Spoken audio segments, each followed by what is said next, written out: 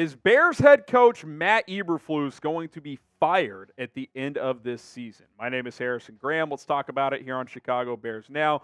Two top NFL insiders think that Flus is more likely than not going to be on the way out after this year, which I find very, very interesting. Here's Albert Breer talking about this. Now, full disclosure, he was asked about this on a mailbag that he did, but I don't think he would have thrown this out there if there wasn't significance behind it. He said, I'd say the chances that Bears president Kevin Warren wants to remake the football operation and maybe be more intimately involved in it after the season are strong.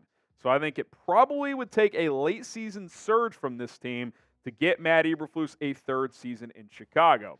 So you've got that from Breer. Peter King has hinted at it as well by throwing out, Belichick to the Bears could happen. Like, to me, you don't even throw that out there unless he's heard some chatter that the Bears could be looking for a head coach. Now, maybe these guys are just looking at their Flus's record and like, well, they're going to change coaches. But they're both very tapped in. And I think, look, if we see more of the same the rest of the season, and this is a 4 or 5 win team, firing Matt Eberflus makes a lot of sense at year's end. Now, what say you before we dive into what Flus has done so far and some potential replacements if the Bears do make a change? Should the Bears fire Matt Eberflus? Type F for fire or type K for keep?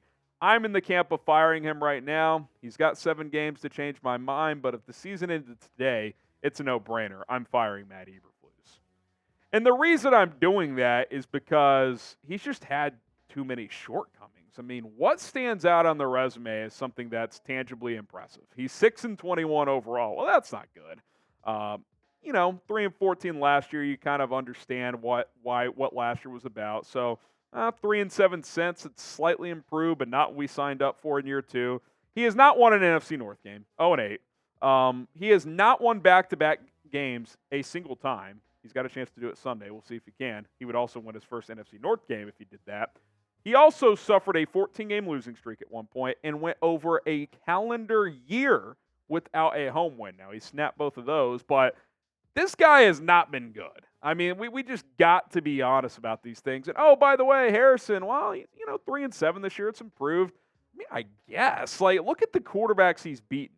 He has not beaten a single even borderline franchise quarterback up to this point. Week 1 of last year, Trey Lance with the Niners. He's now a third stringer in Dallas. Week 3, Davis Mills with the Texans. He's now C.J. Stroud's backup. Week 7, Mac Jones. Sounds like he's getting benched.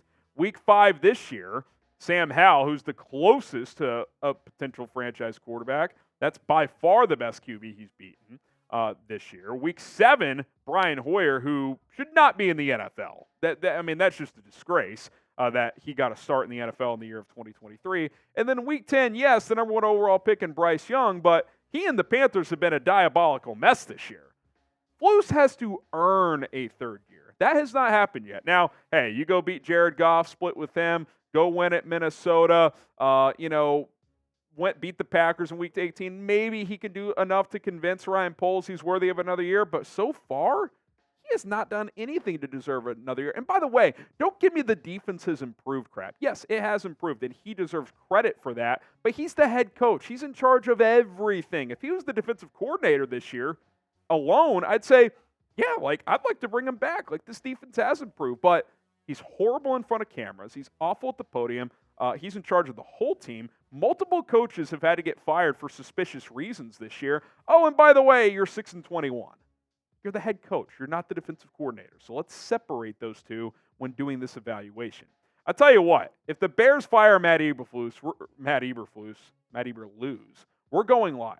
I don't know how long we're going live for. I'm not going to make some Mitchell Renz promise and go live for 24 hours, but we'll be live for a while. I can promise you that. So hit that subscribe button. Be sure to join us when that happens, if it happens, here on the channel. And just like when Ryan Pace and Matt Nagy were canned, we were live for that. We'll be live for this as well if it happens. Now, coming up, we're going to take a look at some top Matt Eberflus replacements if the Bears decide to go in a new direction this offseason. But first, I do want to talk about today's sponsor. That is Factor, America's #1 ready-to-eat meal kit is ready to serve you some delicious meals, fresh, never frozen meals delivered straight to your doorstep. You'll save time, you'll eat well, and you'll stay on track this holiday season with a healthy lifestyle. If you need an extra boost to support your wellness goals, by the way, feel your best during the holidays, try Protein Plus with Factor. Those meals have 30 grams of protein or more per serving. If you're looking for convenience any time of day with an assortment of 45 plus add-ons to suit various preferences and tastes, choose from breakfast items like our delicious apple cinnamon pancakes. You got the bacon and cheddar egg bites. That sounds fantastic right now. Potato, egg, and bacon brisket skillet, or some of their other options as well, like easy wellness boost, some beverage options like cold pressed juices, shakes, and smoothies. I'll tell you what, Factor has it all. Breakfast, lunch, dinner, snacks, microwavable, non-microwavable, salad toppers if you're on the move. Check them out. Get 50% off. factormeals.com/BearsChat50. Code BearsChat50 at factormeals.com/BearsChat50. They'll deliver these prepared meals straight to your doorstep. It takes less than 2 minutes to prepare on your own end. Save some time. It's convenient. It's delicious. It's healthy. It's Factor. Okay, let's get into these Matt Eberflus replacements. This is not necessarily in an order, but I will say these top two definitely are separated from the rest of the bunch, in my opinion. Ben Johnson, who the Bears are about to get an up-close look at twice over the next month. Roadie on Sunday at Ford Field, and then back at Soldier Field in a few weeks. The offensive coordinator for the Lions. You look at what the Lions offense has done this year. 27 points per game, over 400 yards per game. The passing attack has been awesome. Just 10 turnovers in 9 games, just over 1 a game. You'll live with that, especially with how explosive they've been. And look, when Jared Goff got traded for Matthew Stafford, I think people around the league were like, he's a stopgap. He'll be there for a year or two as Detroit's embracing a rebuild. Forget that. Jared Goff, since Ben Johnson has come in last season, has been a top 10 quarterback in the NFL. Don't believe me? The numbers show it. And by the way, the wins and losses show it as well. 9-8 last year after a 1-6 start, 7-2 this year, second in the NFC. He's looked incredible. And look, the Lions have done a good job building around him with a good offensive line as well. I think Ben Johnson's ready to be a head coach. I think he was ready last year, but I gave him a lot of credit, give him a lot of kudos for saying, you know what, I'm going to stay in Detroit, even though a couple of teams are interested. I'm going to put another good year of resume with this Detroit tape, which he's certainly done up to this point, and I'll strike next year. Ben Johnson will be a head coach this year unless he doesn't want to be, and why not the Bears? Why not Chicago? He knows the division well. After the past couple of years, he's young. He could grow with this franchise. I'm a big fan of this idea. We'll see if the Bears would be interested or not. Number 2, the hottest name in sports right now, that is Jim Harbaugh, the head coach at the University of Michigan. Obviously, former Bears player, former coach with the 49ers as well. Do want to get this snippet from Albert Breer when it comes to the Bears and Harbaugh, a potential marriage here. He says, the Bears would be out of their minds not to at least explore Harbaugh, who's built a distinctive style of team everywhere he's been. His groups at Stanford looked like his groups at San Francisco and Michigan, and he was wildly successful running the Niners. Whether he'd mesh with Kevin Warren is the real question, the Bears president. He was at odds with Big Ten coaches en masse 3 years ago, and as the conference commissioner, he tried to cancel the football season. Yeah, if you remember, the Big Ten almost got shut down because Kevin Warren was relying on doctors with COVID, and he kind of was the face and the scapegoat of that. And that Warren angle is interesting. I'll say this, though. Kevin Warren has not suspended Jim Harbaugh like the new Big Ten commissioner has. So can't be as bad as Tony Petitti, right? Surely that relationship could get resolved if Jim Harbaugh wanted the Bears job bad enough. I look at this guy's resume, and one word comes to mind: winner. The guy wins everywhere he goes. San Diego, no one's heard of that football program, 29-6. Stanford, worst Power 5 program in the country at the time. Gets him back above 500, goes to the Fiesta Bowl.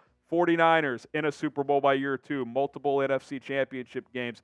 Took Colin Kaepernick to playing like an all-pro. Michigan, 80-25. Took a few years to get over that Ohio State hurdle, but he's done that and then some the last couple of years, and he's got Michigan on the precipice of a national championship. Now, look, the cheating allegations at that program are troubling. How much did Harbaugh know? Got to think he knew at least a little bit. But unless there's major evidence he's done that at a high level at every stop, I'm not overly concerned. I'm certainly not clapping for it. Like, I'm not cheering Harbaugh on for doing it. Producer Rolly may have a different feeling on that.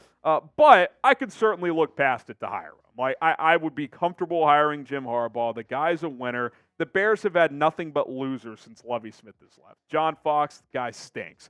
You hire, I'm totally blanking on his name, the CFL head coach who was absolutely horrific, Mark Trestman. He's horrible. Matt Nagy, coach of the year 1, fell apart after that. Matt Eberflus, 6-21.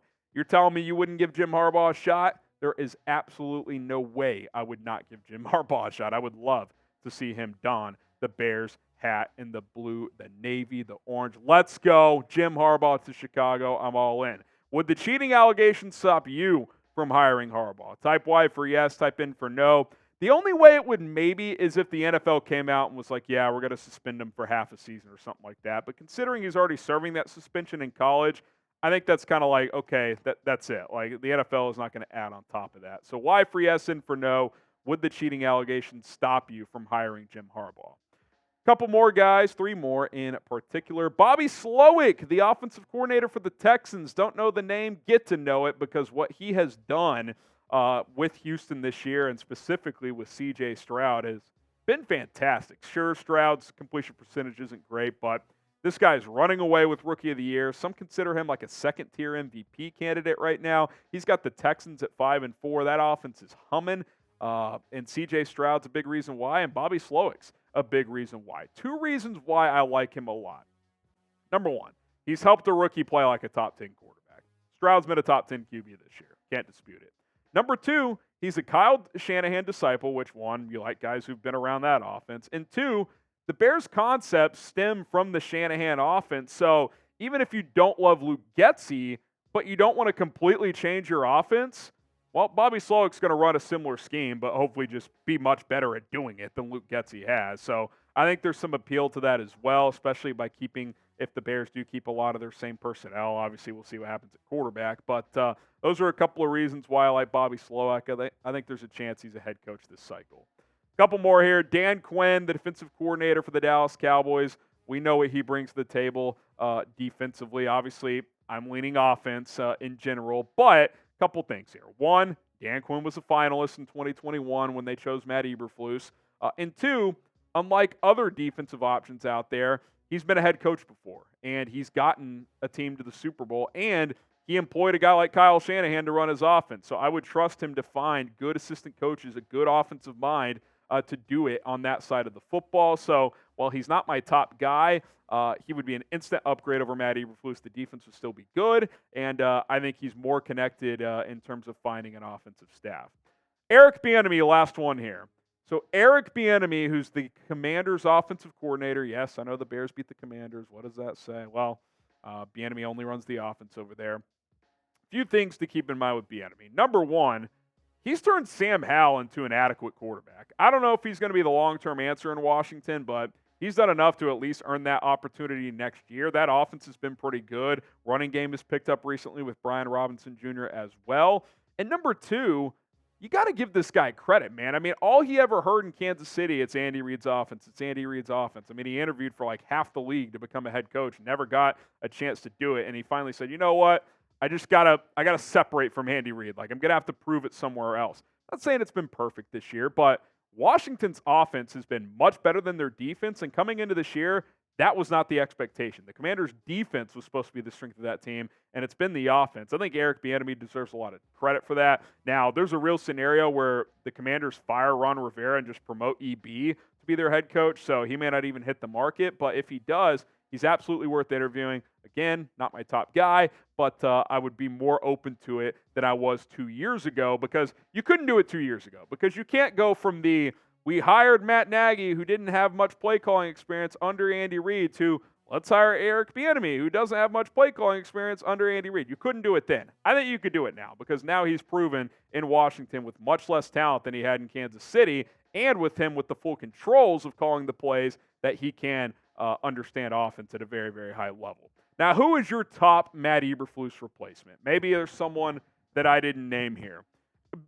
For me, it's probably Harbaugh 1, Ben Johnson 2. I could go either way there. Those are my top 2 guys, but any of the 5 I mentioned there, I would be happy with. I think it would be a clear upgrade, and you could feel good as a Bears fan that you at least hired someone that made sense for the job, which, as with Matt Eberflus, I'm not sure that ever made sense, for being completely honest. All right, guys. Appreciate everybody for tuning in to today's show. I'm Harrison Graham. Big Sunday ahead of us as Matt Eberflus hopes to silence all of us with a road win in Detroit. That would certainly go a long way for his chances of staying here. Hit that sub button. We got you covered every day here on Chicago Bears Now.